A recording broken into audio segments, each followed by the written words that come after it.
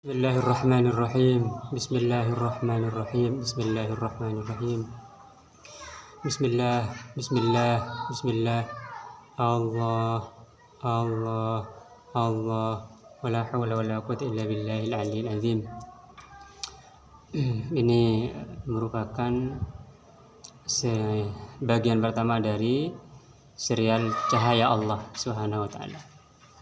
Insyaallah pada serial berikutnya akan menjelaskan serial Allah, menjelaskan cahaya Allah secara lebih terperinci. Tapi pertama kali yang sangat perlu diperhatikan ini, karena ini berkaitan dengan musyahadah cahaya Allah, pertama harus benar-benar memahami mengenai ilmu tauhid tentang wahdaniyat dan kamitslihi syai'un. Jadi Allah itu mempunyai 20 sifat wujud, qidam, baqa yang wajib kepada Allah. Wujud, qidam, baqa, mukhalafatul hadithi, qiyamu bi nafsihi, wahdaniyat, qudrat, iradat, ilmu hayat, sama' basar, kalam, qadran, muridan, aliman, hayyan, sam'an, basiran, mutakalliman. Itu harus benar-benar memahami dulu wujud apa, terus qidam misalnya la awwala lahu, terus baqa misalnya la akhira lahu, la akhiriyata lahu, wal awwal akhir misalnya. Baru setelah itu yang sangat penting adalah tentang laisa kamitslihi syai'un, bahwa Allah itu tidak sama dengan makhluknya dari segi apapun misalnya. Ini penting sekali.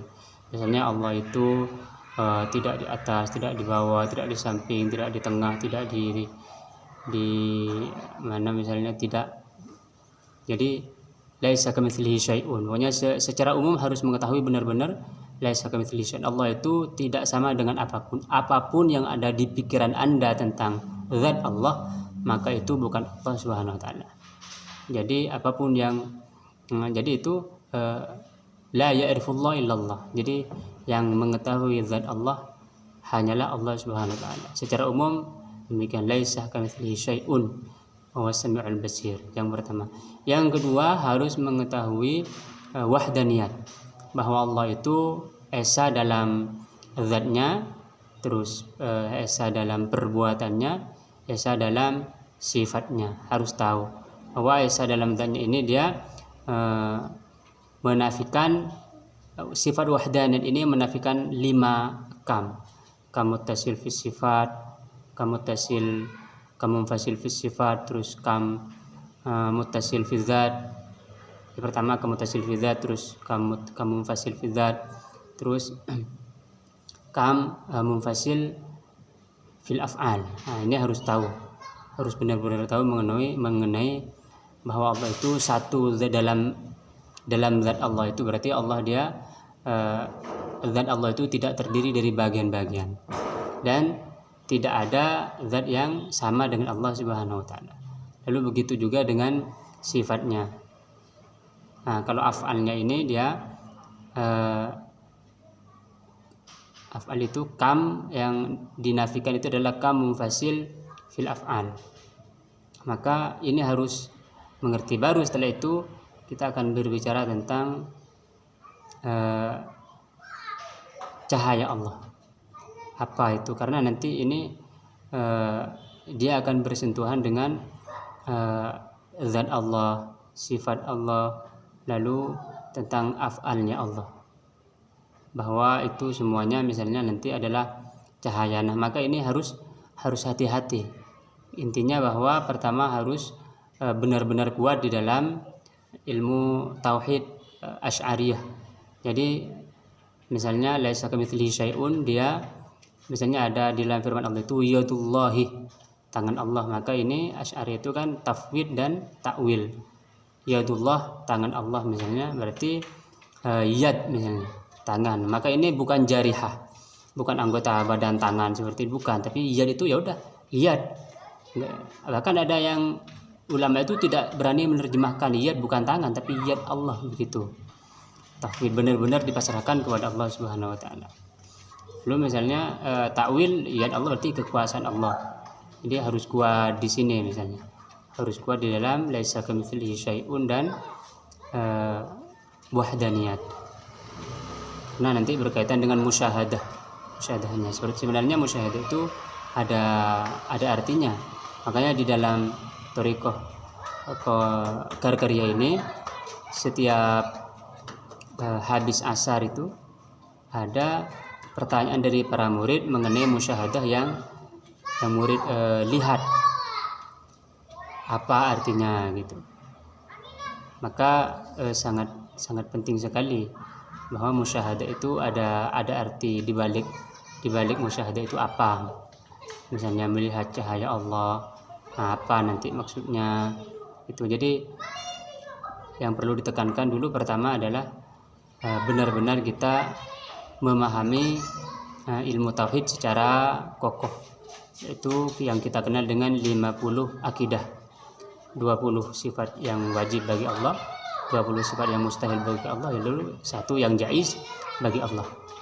Lalu 4 yang wajib bagi Rasul, 4 yang mustahil bagi Rasul, 1 mustahil bagi Rasul. Ini 50 akidah harus benar-benar kuat. Kalau nggak kuat di sini nanti takutnya dia tajsim misalnya atau taktil sekalian. Kita ini harus tahu bahwa Allah itu laisa kamitslihi syai'un. Allah tidak sama dengan apapun, dan Allah itu wahdaniyat. Allah itu satu di dalam zatnya, satu di dalam sifatnya, satu di dalam af'alnya. Demikian insyaallah pada serial berikutnya akan dibahas secara agak terperinci, tapi enggak secara terang-terangan belak-belakan, tapi hanya sekedar talmih atau isyarat-isyarat atau sekedar sekelumit tentang cahaya Allah. Cahaya yang di dalam thariqah Karkaria itu merupakan pondasi atau dasar dari thariqah ini, karena thariqah ini mendasarkannya kepada untuk sah menjadi murid di dalam thariqah ini harus di saat berbaiat itu harus melihat, atau sebenarnya bukan melihat, harus musyahadah, harus menyaksikan dengan mata hati bahwa mata hatinya ini melihat cahaya Allah Subhanahu wa taala. Itu syarat pertama. Baru setelah itu di setiap musyahadahnya melihat cahaya Allah, misalnya Allahu nurus samawati wal ard, melihat bumi dan isinya, tentunya langit dan isinya, bahwa itu semua adalah hakikatnya adalah cahaya. Itu pun sebenarnya sesuai dengan sains bahwa mereka semuanya adalah cahaya. Nah, para sufi sudah lebih dahulu dari dulu itu bahwa sufi kaum tasawuf itu berpendapat bahwa sesuai dengan hadis Nabi, ketika Sayyiduna Jabir itu bertanya kepada Nabi awal penciptaan apa, Nabi sallallahu alaihi wasallam, Rasulullah Muhammad sallallahu alaihi wasallam bersabda, "Nurun nabiyyika ya Jabir." Cahaya nabimu wahai Jabir. Awal penciptaan makhluk itu dari Nur Muhammad. Baru dari Nur Muhammad ini diciptakan segala alam semesta dengan ada seperincian-perinciannya tentunya.